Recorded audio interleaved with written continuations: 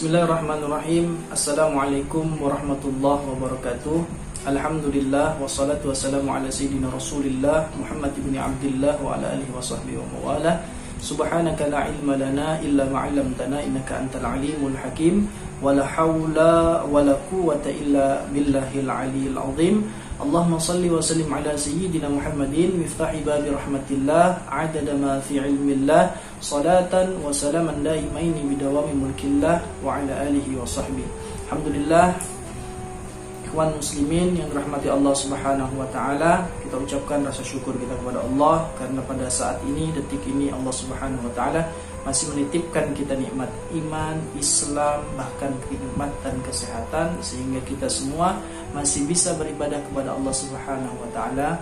Tentu juga satu kesedihan kita kepada saudara-saudara muslim kita, saudara-saudara kita manusia yang pada saat ini sedang berjuang melawan sakit.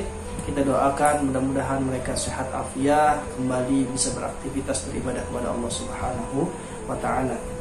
Ada satu pasal dalam kitab Hidayatus Salikin fi Suluki Maslakil Muttaqin, yaitu petunjuk jalan bagi orang yang takut kepada Allah, yang dikarang oleh Syekh Abdul Somad Al-Qalimbani. Beliau adalah sahabat daripada Syekh Muhammad Arsyad bin Abdul Al-Banjari atau Datuk Kelampayan, yang diedit oleh Kiai Haji Ahmad Fahmi Zamzam, guru kami di Banjar. Mudah-mudahan Allah Subhanahu wa taala memberikan beliau umur yang panjang, sehat afiah, dan mudah-mudahan Allah Subhanahu wa taala terus menjaga beliau. Ada satu pasal pada menyatakan kelebihan ilmu yang memberi manfaat.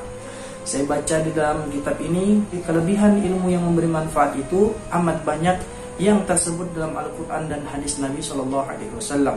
Dan setengah daripada itu firman Allah Subhanahu wa taala, yarfa'illahu alladhina amanu minkum walladhina utul ilma darajat. Yang maknanya adalah mengangkat Allah Subhanahu wa taala akan mereka yang percaya dengan Allah daripada kamu, dan mereka yang diberi akan dia ilmu akan beberapa pangkat yang lebih tinggi. Ini maknanya, artinya orang yang berilmu pengetahuan, orang yang berilmu agama, tentu derajatnya di sisi Allah jauh lebih tinggi daripada orang-orang yang jahil. Dan kata Sayyidina Abdullah bin Abbas radhiyallahu anhu, lil ulama darajatu fawqa darajatil mu'min bisab'i mi'ati darajah ma bainad darajataini masiratu khamsimi'ati am. Yang artinya, bagi ulama itu ada beberapa pangkat di atas pangkat mukminin lainnya dengan 700 pangkat. Yang artinya antara tiap-tiap dua pangkat itu perjalanan 500 tahun. Luar biasanya Allah memuliakan orang-orang yang berilmu pengetahuan. Dan firman Allah Ta'ala, innama yakhshallah min ibadihil ulama. Yang artinya hanya saja yang takut kepada Allah itu adalah daripada hamba-hambanya, yaitu para alim ulama.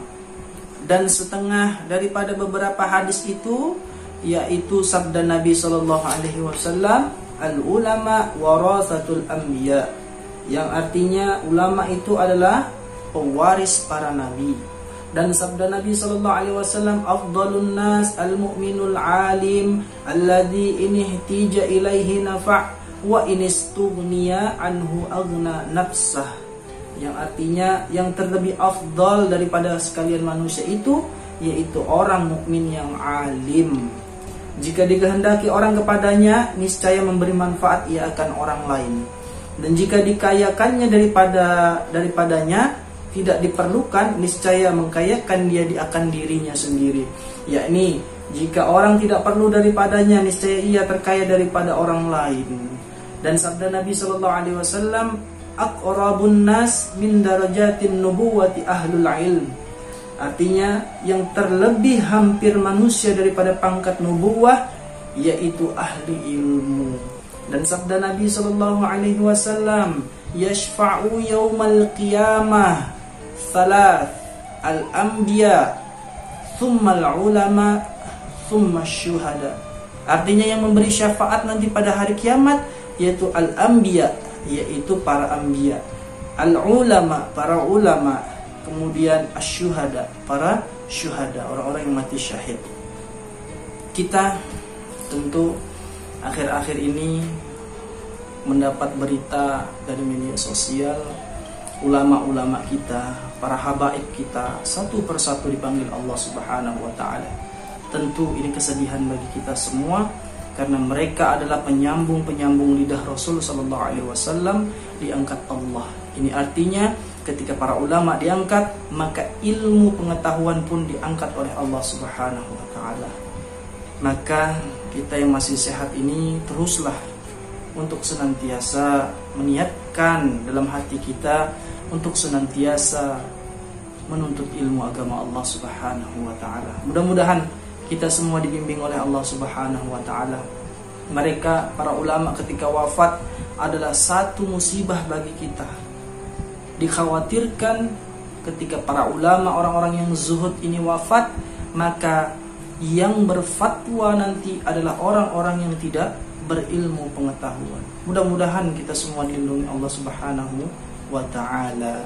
Ulama itu begitu disayang oleh Allah Subhanahu wa taala. Mereka adalah orang-orang yang derajatnya tinggi di sisi Allah Subhanahu wa taala. Maka dalam hati kita sebagai pendosa ini, dalam hati kita yang penuh dengan dosa ini, maka satu daripada keselamatan kita adalah mencintai mereka. Karena dikatakan al-mar'u ma'a man ahab, seseorang itu akan dikumpulkan bersama orang yang dicintainya. Artinya ketika kita sudah banyak dosa, amal ibadah kita sedikit, istighfar kita sedikit, maka satu yang kita punya adalah mencintai ulama.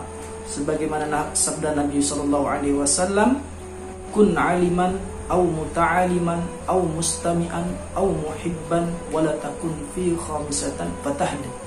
Kun aliman, jadilah kamu orang yang alim, au muta'aliman, atau orang yang menuntut ilmu agama Allah, au mustami'an, atau orang-orang yang mendengar ilmu agama Allah, au muhibban, atau orang yang cinta terhadap ilmu Allah.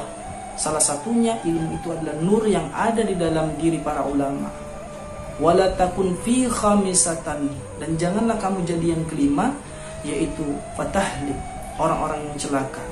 Tidak kita menjadi orang alim, tidak kita menuntut ilmu, tidak kita mendengarkan ilmu, dan juga tidak cinta kepada ilmu, pada ulama, maka siap-siaplah kita menjadi orang yang dikatakan Nabi fatahlik, orang-orang yang celaka. Mudah-mudahan kita diselamatkan Allah Subhanahu wa taala.